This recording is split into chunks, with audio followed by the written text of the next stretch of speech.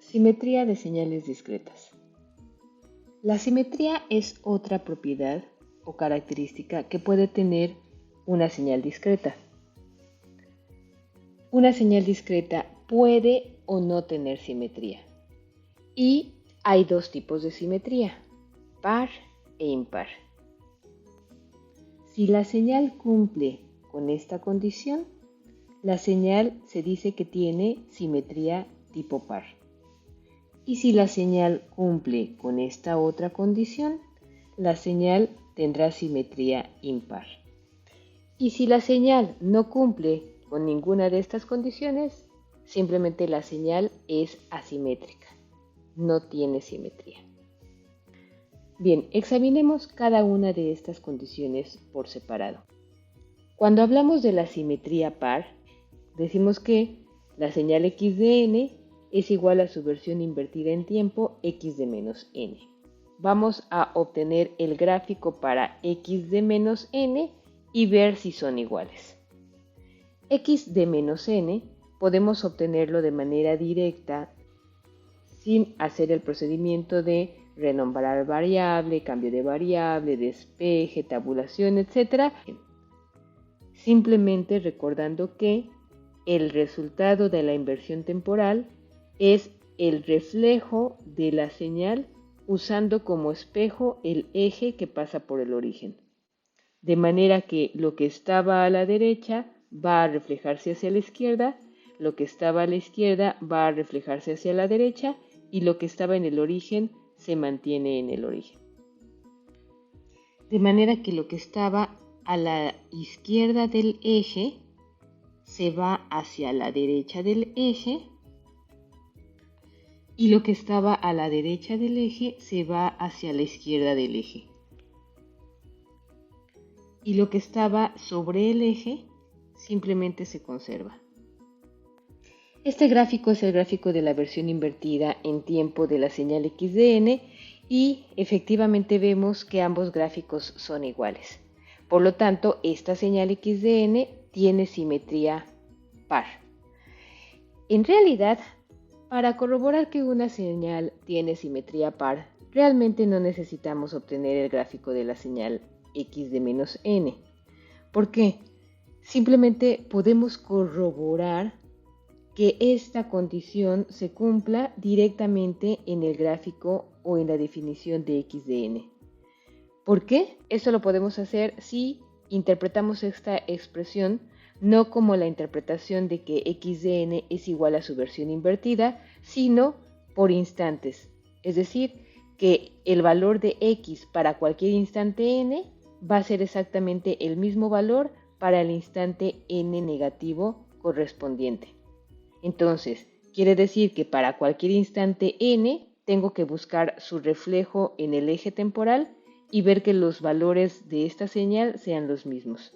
Para cualquier instante n busco su reflejo en el eje temporal y veo que los valores son los mismos y así. Una manera que se suele usar para explicar esto es que si nosotros tomáramos a esta señal y la dobláramos de manera que lo de la derecha del eje lo abatimos sobre lo de la izquierda del eje, si las señales coinciden, se dice que la señal tiene simetría par.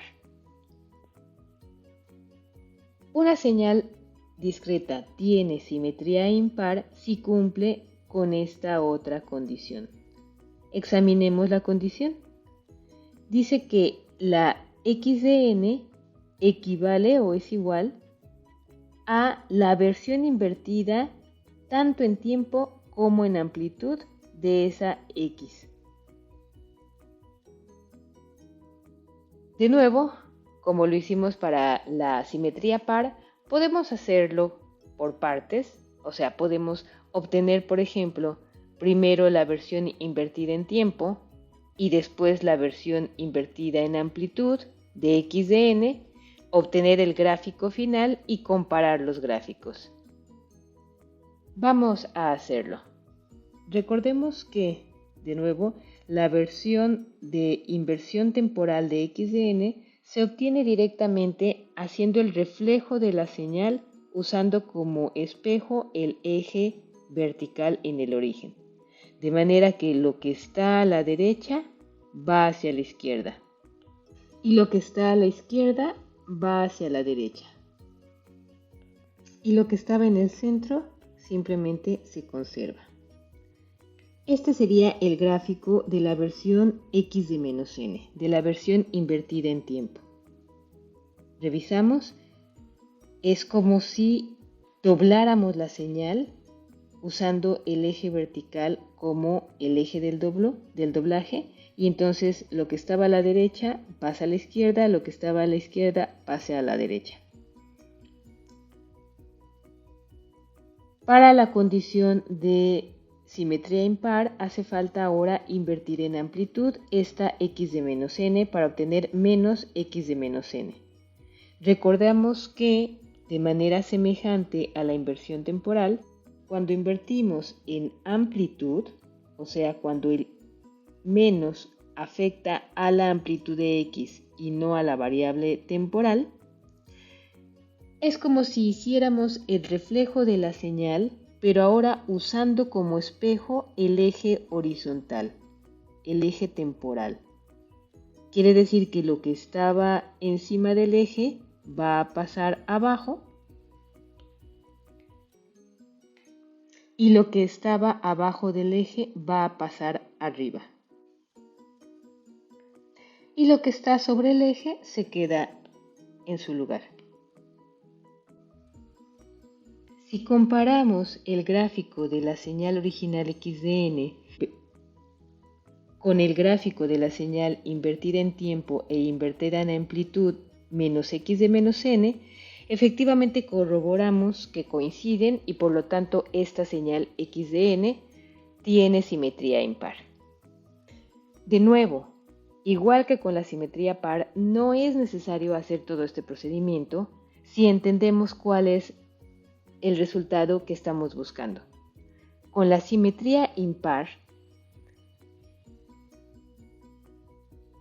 vemos que al hacer el reflejo de la señal sobre el eje vertical, así como el eje horizontal, lo que hacemos es como si dobláramos la señal en 4, ¿no? Como si la señal estuviese en un pliego de papel. Primero la doblamos de manera vertical, luego la doblamos de manera horizontal. Si haciendo ese doblaje coinciden los puntos de la señal tiene simetría impar. ¿Qué significa? Que lo que está a la derecha tiene que coincidir con lo que está a la izquierda, pero en negativo. Y lo que está a la izquierda tiene que coincidir con lo que está a la derecha, pero en negativo. Veámoslo directamente con la interpretación de la expresión a través no de una función, es decir, cuando decimos que x de n equivale a su inversión temporal y su inversión escalar, estamos hablando de la interpretación de esta expresión a través de las funciones. Vayamos a la interpretación de esta expresión a través de los puntos. Entonces decimos que para cualquier instante n, el valor de la señal x de n va a ser igual a su negativo en el reflejo de ese instante en menos n. Entonces nos vamos a cualquier punto, digamos este, y vemos el valor de la señal en este instante menos 2 tiene que ser igual a su negativo para el instante menos n. ¿Cuál es el instante menos n? Sería el instante 2 y el valor aquí es menos 1/2 y su negativo será entonces 1/2. Y así podemos hacer el análisis para todos los puntos. Repito, es como si la parte de la izquierda tiene que coincidir con la parte de la derecha, pero en negativo. Es decir, si estaba en negativo, pasa a positivo. Y la parte de la derecha tiene que coincidir con lo que estaba a la izquierda, pero también invirtiendo el signo. Es decir, si estaba en positivo, ahora tendrá que estar en negativo.